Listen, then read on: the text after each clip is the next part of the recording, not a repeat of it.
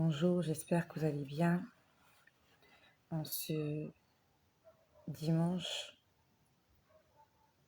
20 août. Je viens dire merci à Dieu parce qu'il est Dieu. Je viens dire merci à Dieu parce que même dans le silence, il agit. Même quand il ne dit rien.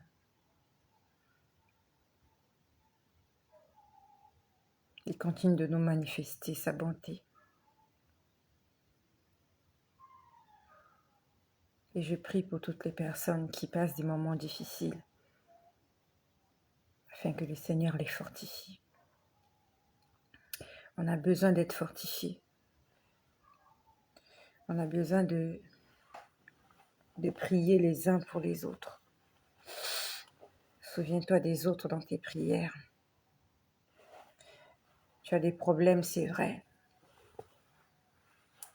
Mais il y a quelqu'un quelque part qui a plus de problèmes que toi. Il y a quelqu'un quelque part qui souffre plus que toi. Quelque part, il y a quelqu'un qui a besoin de ta prière. Que le Seigneur t'aide à prier pour les autres. Quand tu pries pour tes problèmes, prie aussi pour les problèmes des autres. C'est une façon de nous donner la main.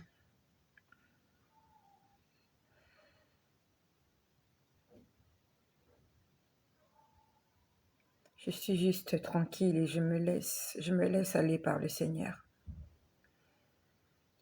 Comme quelqu'un, comme un inapte qui est assis sur un fauteuil roulant et qui attend quelqu'un pour venir le pousser. Je suis juste là assis sur ce fauteuil roulant et j'attends que Dieu vienne me pousser.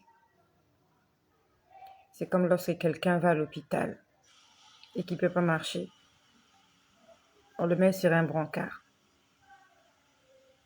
et il est obligé d'attendre qu'on vienne s'occuper de lui, qu'on puisse tirer son brancard. J'attends juste que la main de Dieu continue à tirer mon brancard, continue à pousser ma chaise roulante. Parce que personnellement, de moi-même, c'est difficile. On a besoin de Dieu, on a besoin que Dieu nous donne la force. Tu peux essayer par toi-même. À un moment donné, tu vas te retrouver en face du mur.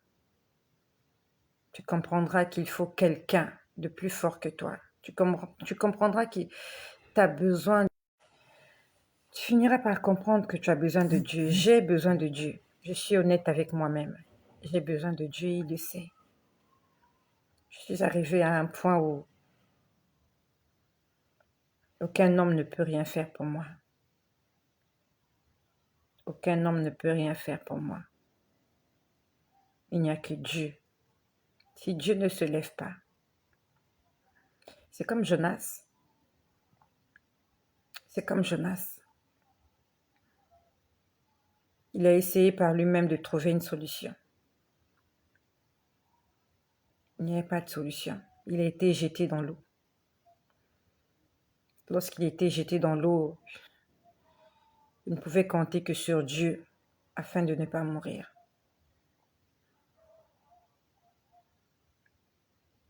Moi, je compte sur Dieu pour garder la foi. Parce que ma foi est mise à rude épreuve. Ma foi est vraiment mise à rude épreuve. Je vais vous raconter ce que j'ai vécu hier soir. Hier, nous sommes aujourd'hui samedi. Hier, nous étions vendredi. Hier, j'avais des courses à faire, j'étais sortie faire les courses. Oui, j'étais sortie faire les courses hier.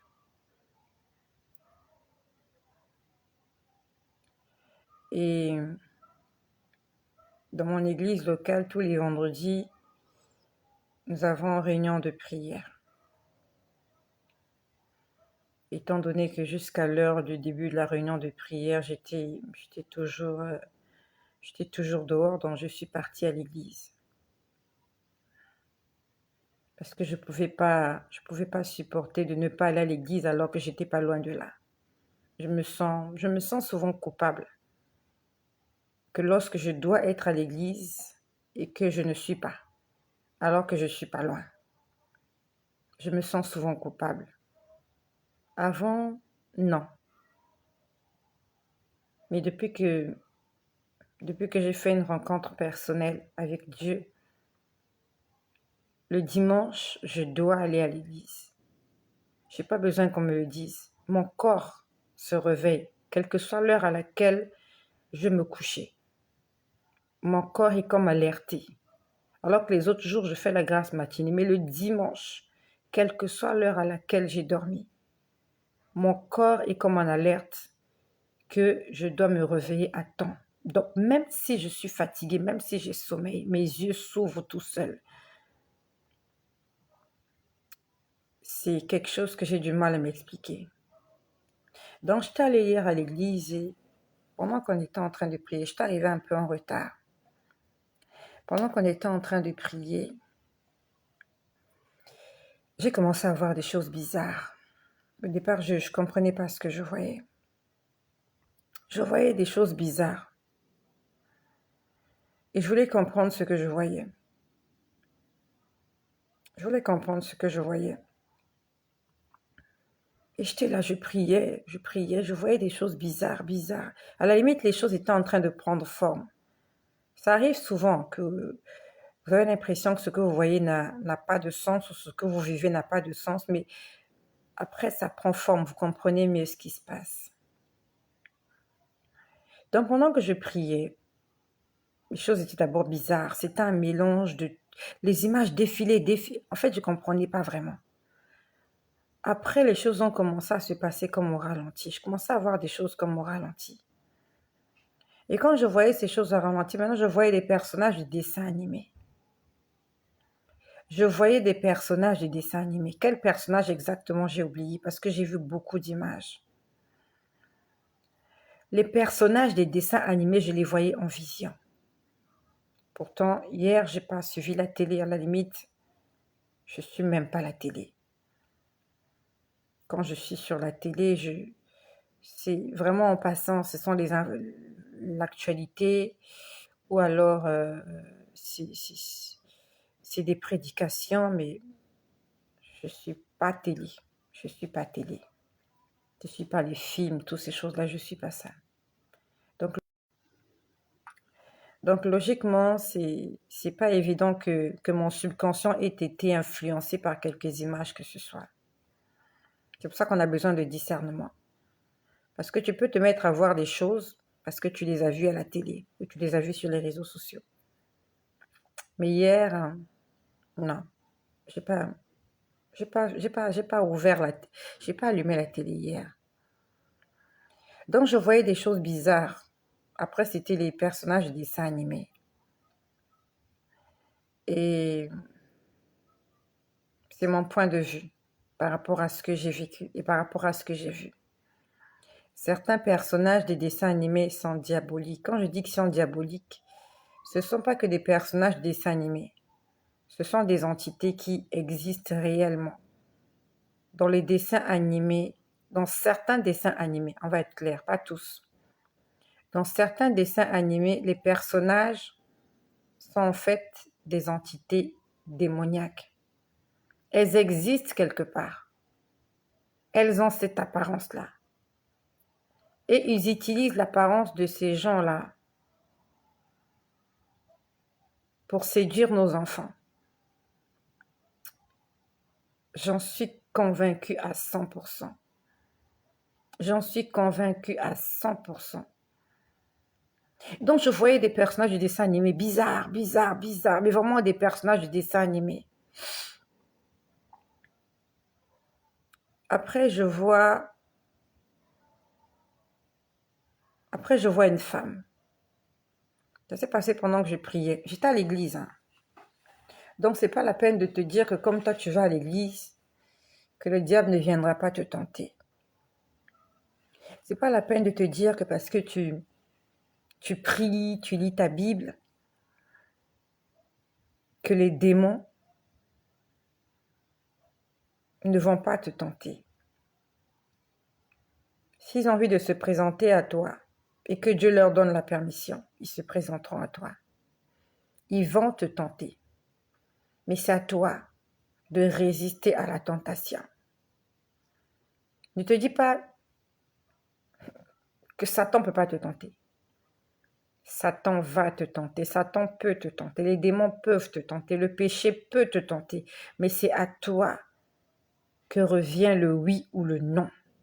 Donc si tu as péché, c'est pas la faute du diable. Le diable n'a fait que son travail. Si tu as péché, c'est parce que tu as décidé de pécher.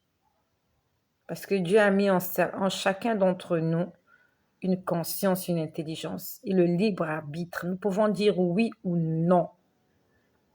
Et c'est ça qui nous a fait chuter. C'est pour ça qu'il y a eu le premier péché dans le jardin d'Éden.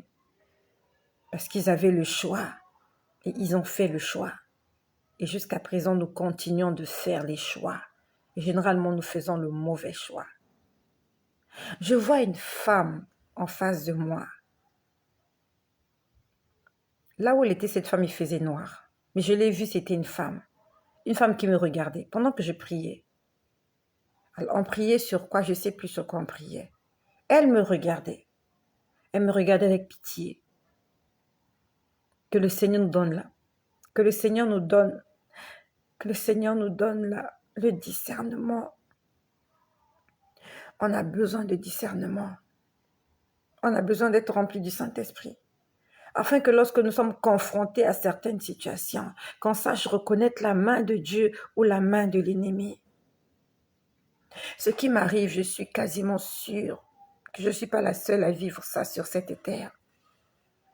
Je suis sûre à 1000% qu'il y a des millions de personnes ou des milliards de personnes qui vivent les mêmes choses que moi, mais qui, par manque de discernement, par manque de sagesse, manque d'intelligence, sont tombés dans le piège. Et au lieu de bloquer la route à l'ennemi, ces gens-là ont ouvert la porte. Et l'ennemi se sert d'eux parce qu'ils ont certaines facultés. Dans tes prières, la priorité dans tes prières demande d'être rempli du Saint-Esprit. Le Saint-Esprit t'aidera à reconnaître ce qui est bien, ce qui est mal. À reconnaître, bon, peut-être pas reconnaître, mais à faire le bon choix. Voilà. Parce que tu peux reconnaître, mais tu es faible. On a besoin du Saint-Esprit. J'ai besoin du Saint-Esprit. Au-delà des dons que Dieu m'a donnés, au-delà des facultés, des grâces qui sont sur moi, j'ai besoin du Saint-Esprit. Donc je vois cette femme-là. Elle est en train de me regarder avec un air de pitié. Elle me regarde avec compassion. Si je raconte cette histoire à beaucoup de personnes, ils vont dire « Oh, c'était la Vierge Marie. Oh, c'était Sainte Rita. » Non, non, c'est pas la Vierge Marie. C'est pas Sainte Rita. C'est pas ta grand-mère qui était décédée. C'est pas ta mère. C'est le diable, il est rusé. Il va prendre une apparence docile. Il va prendre une apparence féminine. Il va prendre une apparence innocente. Il va prendre l'apparence de quelqu'un que tu aimes, quelqu'un que tu connais. Pour que tu ne sois pas méfiant. Dis avec moi, je t'en supplie, j'ai besoin du Saint-Esprit. Que ce ne soit pas seulement un verbe, que ce ne soit pas seulement des dires, mais que ce soit le vœu de ton cœur. On a besoin du Saint-Esprit.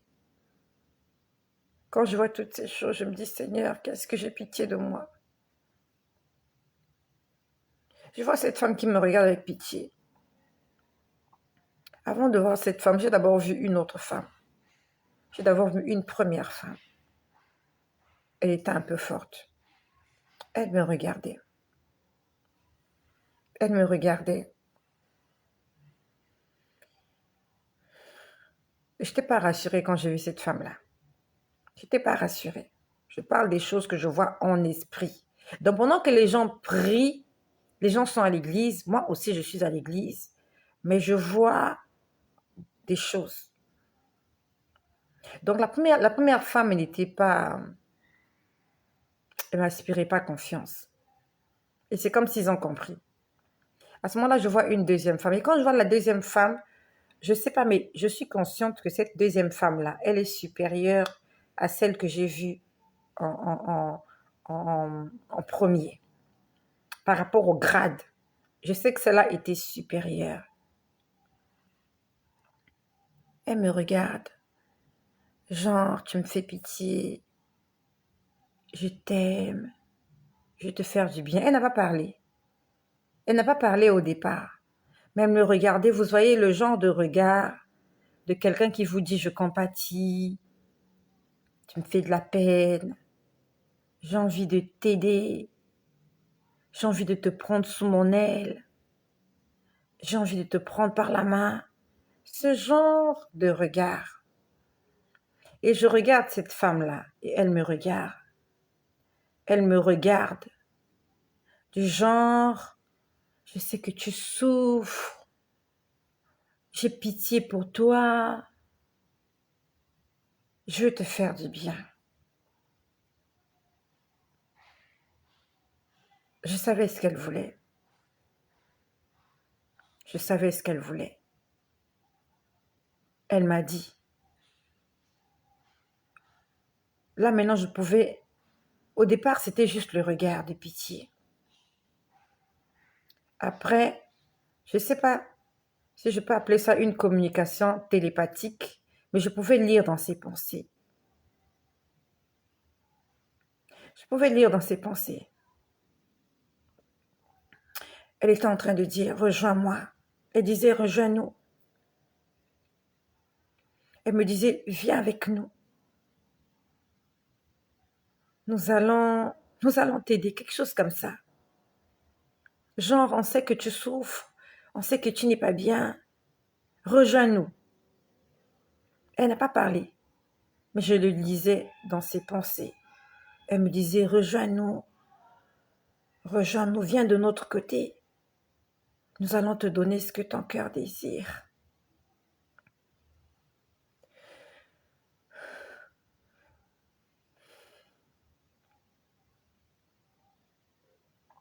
Ça me fait mal au cœur.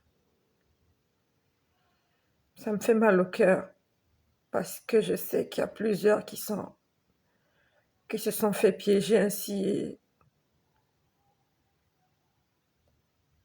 et qui ont fait le mauvais choix. Simplement parce que tu passes des moments difficiles. Simplement parce que tu passes. C'est une mauvaise passe. Il y a quelque chose qui ne va pas chez toi et l'ennemi, il a essayé par tous les moyens. Il va essayer par tous les moyens. Il va te présenter la pomme. Il va essayer. Elle me disait, rejoins-nous. En fait, elle ne bougeait pas, mais je pouvais voir des gestes spirituels. Elle me tendait sa main, du genre, viens avec nous. Au fond de mon cœur, je savais que c'était un piège. Je le savais. Plusieurs personnes se diront, mais pourquoi elle peut voir des choses comme ça à l'église? Je ne sais pas pourquoi je peux voir ça à l'église. C'est pas moi qui décide. Je vois pas parce que j'ai envie de voir. Je vois parce que Dieu me permet de voir.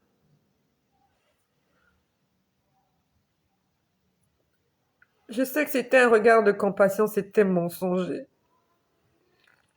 Je sais qu'elle mentait, qu'elle était en train de me tendre un piège pour m'avoir.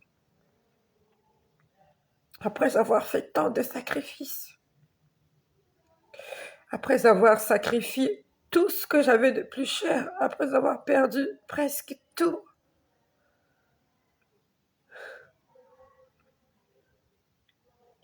Ils se servent de mes moments de faiblesse pendant que je me sens seule, abandonnée. C'est à ce moment-là qu'ils viennent. C'est à ce moment-là qu'ils viennent. Et si tu n'as pas la force, si tu n'as pas la connaissance, ils vont te tendre la main et tu vas accepter leur offre. Je lui ai dit que je ne vais pas le faire. Je lui ai dit, en fait, mon âme était en train de lui parler. Mon âme lui parlait. Je disais, je ne peux pas abandonner Dieu pour quelque chose comme toi. En fait, je n'ai pas parlé, mais je le disais simplement, tu n'es pas Dieu. Dieu est trop grand pour que je l'abandonne, pour accepter ton offre. J'ai dit, je refuse. J'ai dit, je ne veux pas. J'ai dit, je préfère mourir. Je préfère mourir que de me retrouver en enfer. Je préfère mourir dans la souffrance que de donner raison au diable. Après avoir fait tant d'efforts, je suis presque arrivée.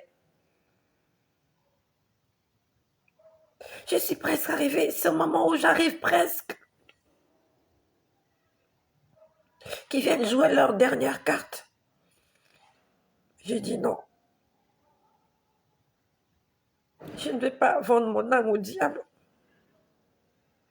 Je ne vais pas pécher volontairement. Parce que je passe des moments. Je refuse. Je refuse un choix que je fais.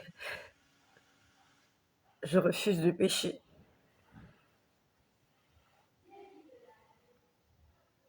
Et quand je lui disais non, elle n'a pas réagi, elle était juste calme et me regardait.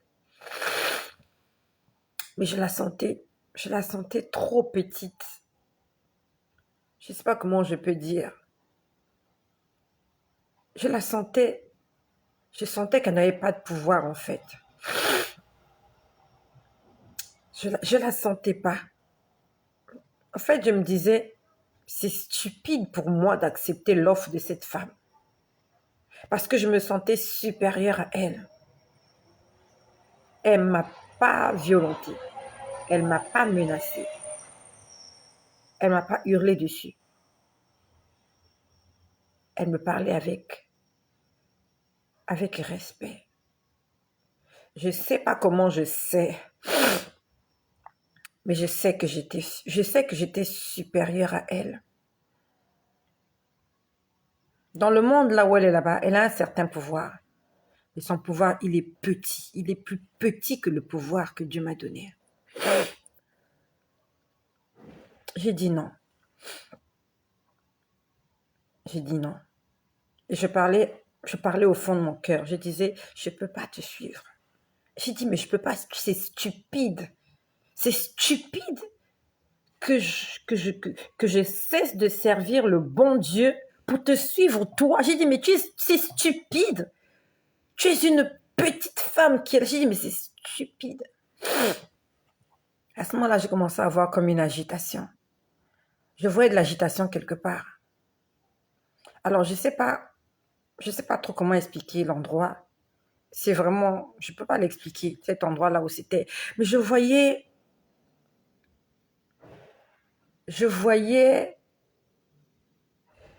comme quelqu'un qui était couché par terre. C'est vraiment difficile à expliquer. C'est comme s'ils avaient porté c'est difficile à expliquer. Bon, bref. Je voyais des gens. Et parmi ces gens, il y avait un qui était devant.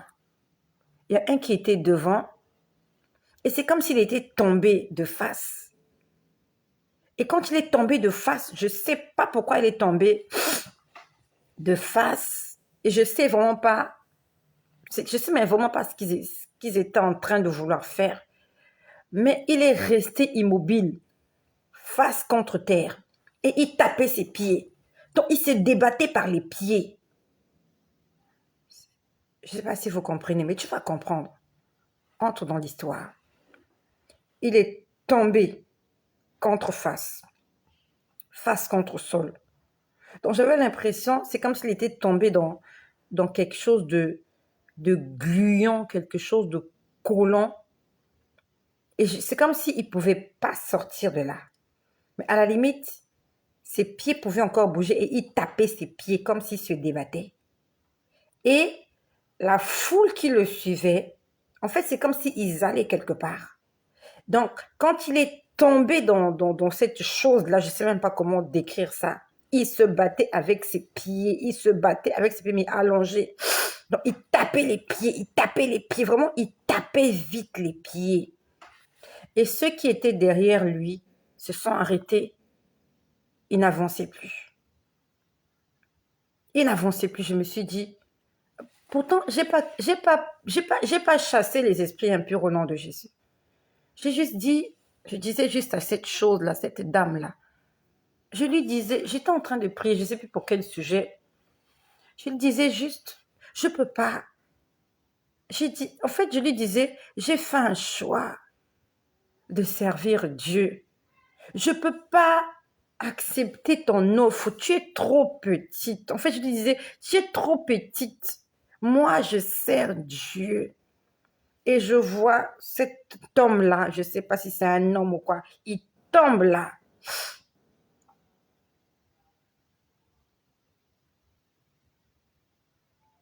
Il tombe là, il tape les pieds, il tape les pieds, il tape les pieds. Et les gens qui le suivaient se sont arrêtés, n'avançaient plus. En fait, je voulais comprendre ce qui se passait. En ce temps, j'étais debout en train de prier. Je voulais comprendre ce qui se passait. Et après, je vois une femme. Bon, je ne sais pas si c'est la première femme que j'ai vue au départ, parce que j'ai vu 2 femmes. Donc, je ne sais pas si c'est la première femme que je vois. Elle me regardait du genre... Donc, c'est comme si elle voyait quelque chose, elle était étonnée. Je ne sais pas qu'est-ce qu'elle voyait. Je ne sais pas qu'est-ce qui l'étonnait. Je ne sais pas. Mais elle était là. Vous voyez, quand quelqu'un assiste à quelque chose, je ne sais pas comment je peux dire ça. Quand quelqu'un assiste à un drame, hein, elle est là. Elle était comme ça. Je me suis dit, qu'est-ce qui se passe? Je n'ai pas prononcé le nom de Jésus. Je n'ai pas chassé les démons. Je n'ai rien fait. J'ai juste dit à la dame, je ne peux pas, parce que j'ai fait un choix. Et toi aussi, tu dois faire un choix. Chacun de nous devons faire un choix dans notre vie. Tu dois faire le choix, soit d'appartenir à Dieu ou d'appartenir à l'ennemi. Personne ne fera ce choix-là pour toi. Ton père ne fera pas ce choix pour toi. Ta mère ne fera pas. Ni ton mari, même si c'est un pasteur. Ni ta femme. Personne. C'est un choix individuel. C'est un choix personnel que nous devons faire. Et le diable, quand il vient te tenter de façon personnelle. Il en a après toi. Il va te proposer des choses. Ces choses-là, c'est à toi qui vas les proposer, pas forcément à tout le monde. Tu devras faire un choix de choisir qui tu dois suivre. Et moi, j'ai fait mon choix. Même si je suis en train d'en payer le prix. J'ai fait mon choix. Je vais servir Dieu. Je vais servir Jésus. Je vais le servir. Je sais qu'un jour, tout ça va s'arrêter. Je sais qu'un jour, tout ça va s'arrêter.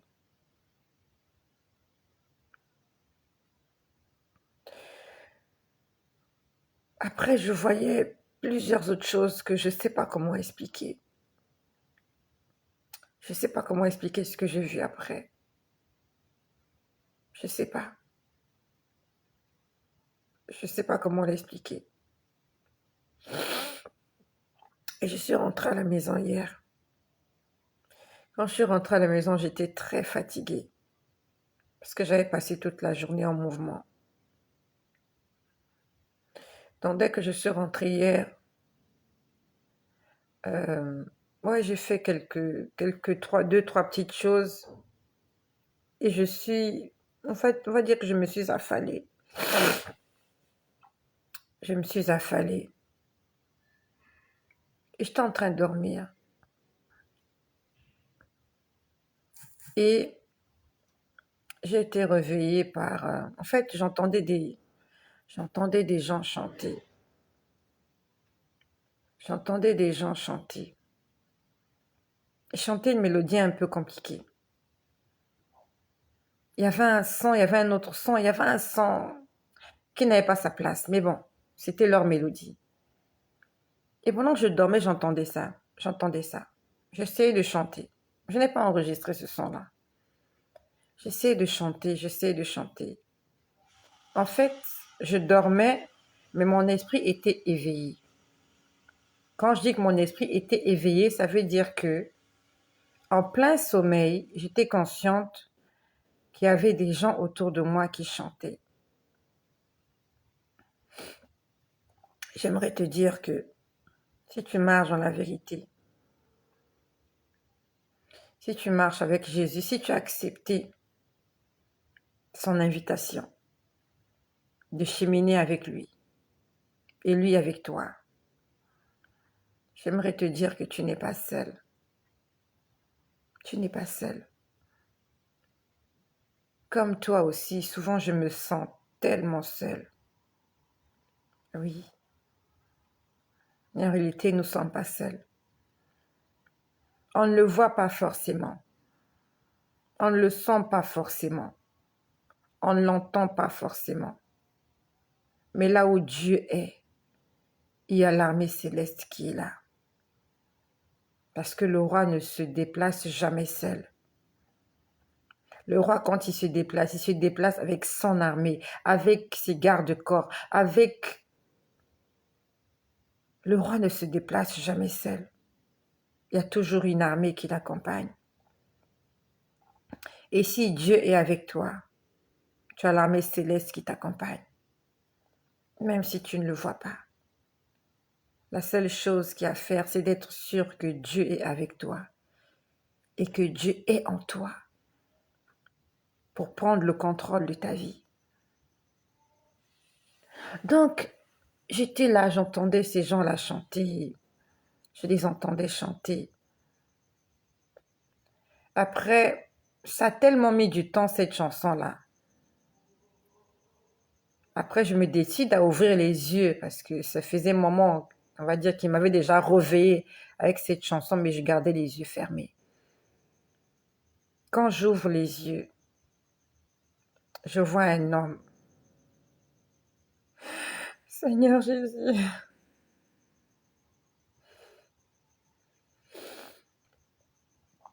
je prie que le Seigneur te fortifie, toi qui souffres. Que le Seigneur te fortifie. Jésus est là. Jésus n'est pas loin de nous. Le problème, c'est que malgré qu'il est là, nous devons passer par certaines difficultés. Il n'est pas loin. Il n'est vraiment, vraiment pas loin.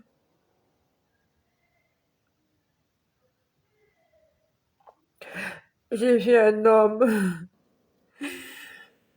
J'ai vu un homme, il était habillé en blanc. Il était dans les airs. Son vêtement était tout blanc. Le genre de vêtement avec beaucoup de tissus. Le genre de vêtement avec beaucoup de tissus. Je suis désolée. C'est plus fort que moi. Le genre de vêtement avec beaucoup de tissus. Quand je dis beaucoup de tissus, c'est beaucoup de tissus. C'est comme si on lui enroulait plusieurs tissus. Plusieurs tissus blancs, plusieurs tissus. C'est vraiment un grand vêtement blanc. Pas un seul. Pas un seul tissu, plusieurs tissus. Il était là, dans les airs. Autour de lui, c'était blanc. Ce qu'il avait porté, c'était blanc. Tout blanc, très blanc.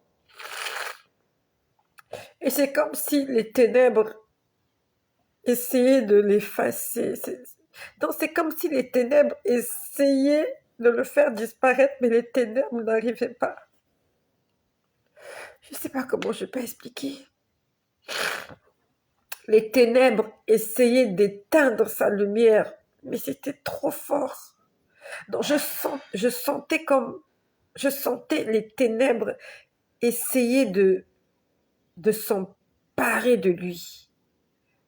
Mais sa lumière était trop forte. Quand j'ai vu ça, j'ai dit, oh là là, c'est quoi c'est?